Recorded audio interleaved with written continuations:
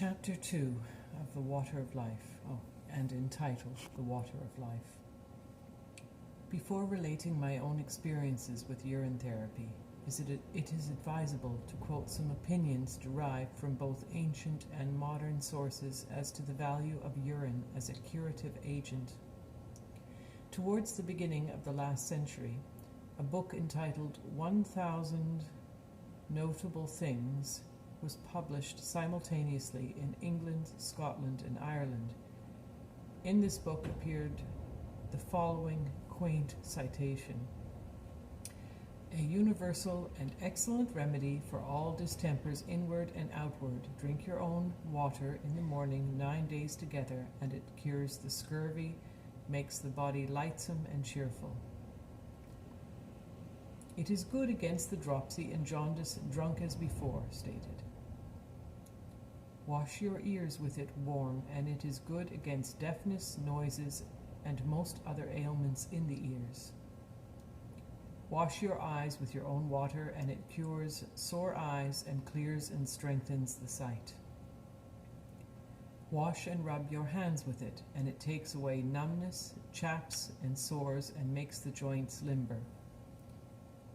Wash any green wound with it, and it is an extraordinary good thing. Wash any part that itches, and it takes it away. Wash the fundament, and it is good against piles and other sores." The fundament, by the way, is the base of the person, the bottom, one's bottom. Here is another quaintly expressed extract from an old book called Salmon's English Physician, published in 1695, which I will quote in part. "Urine is taken from humankind and most four-footed animals, but the former is that which is chiefly uses in physic and chemistry. It is the serum or watery part of the blood, which being diverted by the emulgent arteries to the reins is there separated." Reins is kidneys, by the way. "And by the ferment of the parts converted into urine.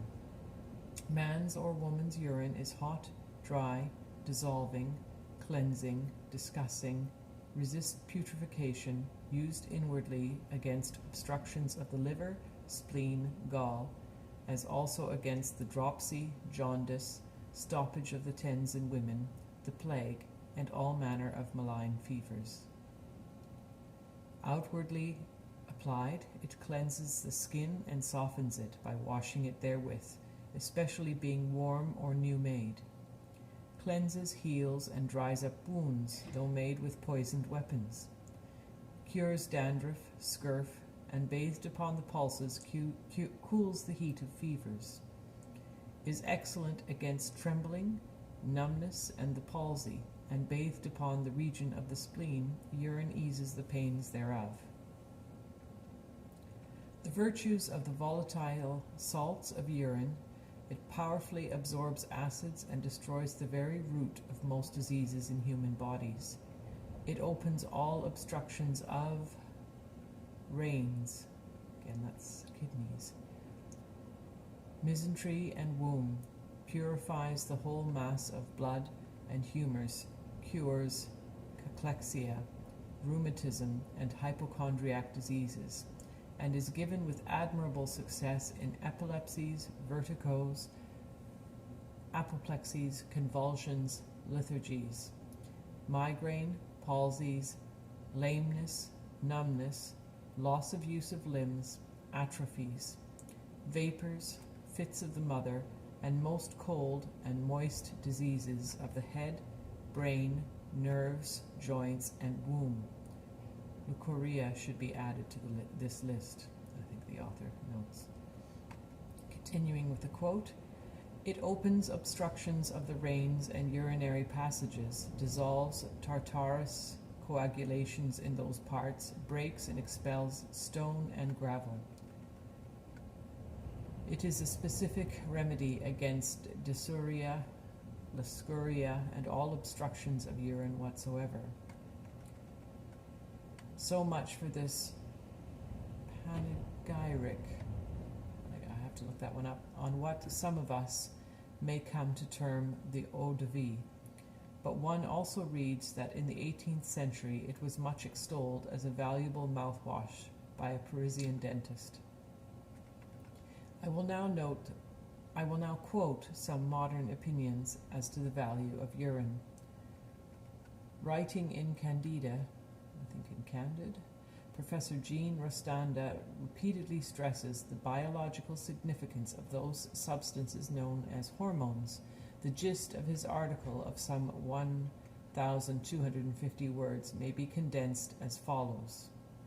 Quote, a recent discovery regarding the activity of hormones has completely revolutionized their study, that certain of them filter through the kidney to pass out in the urine. Multiple hypophysical hormones, the hormones of the adrenal and the hormones of the sexual glands, have been found in normal urine. The discovery of hormone urinology has had far-reaching consequences. Urine provides a practically unlimited quantity of basic matter. From the therapeutic point of view, it is possible to envisage the use of these human hormones as apparently capable of exercising great power over the human organism. End of quote.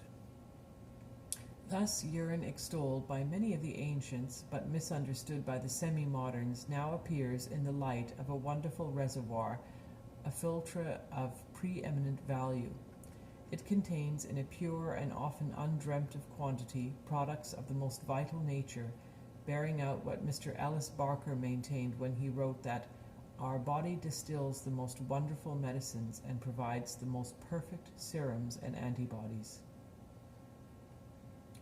I will now quote some remarks taken from a pamphlet by Dr. T. Wilson Deachman, Ph.C.M.D., who writes, quote, as the urine content varies according to the pathological state of the patient, its use is indicated in all forms of disease except those caused by traumatism, broken limbs, or those that are of a mechanical nature. It saves the physician from the mistake that is made in selecting the indicated remedy from 3,000 drugs or more. What cannot be cured by the forces of the body cannot be cured by the forces outside the body. End of quote. It is not irrelevant here to mention that the late Maurice Wilson, who made a magnificent, if abortive, attempt to climb Mount Everest, ascribed his immunity from ordinary ills and his astonishing stamina to his many fasts on urine only, plus external friction with urine. The lamas of Tibet and the yogis with whom he associated prior to his attempt claimed to live to a great age by means of the use of urine. By the same means, they can also traverse deserts inaccessible to ordinary mortals. Last century, between the 1860s and 70s, the drinking of one's own urine was a well-known cure for jaundice, and some doctors had the courage to prescribe it. I learned from one of my patients that when he was a boy, his grandfather had cured him of an attack of jaundice by urging him, on the advice of a doctor, to drink all the urine he passed during the 4 days of his illness. Among gypsies, the health-giving properties of urine have been known for centuries. Cow's urine has been taken in large quantities for the cure of Bright's disease, dropsy, and other afflictions. I once met a Dorset farrier who had over a period of 60 years drunk 4 pints of cow's urine a day.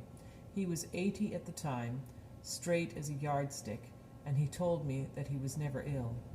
He had, on the advice of a gypsy, begun the treatment at the age of 20 for throat and chest trouble. Nevertheless, cow's urine as a curative agent is inferior to the patient's own urine, and I have known it to fail in a case of Bright's disease brought on by alcoholism. The wiser of the ancient Greeks used nothing but urine for the treatment of wounds. The Eskimos, even to this day, adopt the same measures.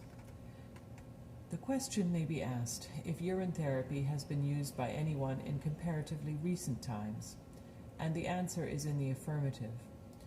Apart from others, the late W.H. Baxter, J.P. of Leeds and Harrogate, not only took his own urine, but wrote numerous pamphlets on the subject, which might have been regarded more seriously had they not been interlarded with somewhat irrelevant moralizings.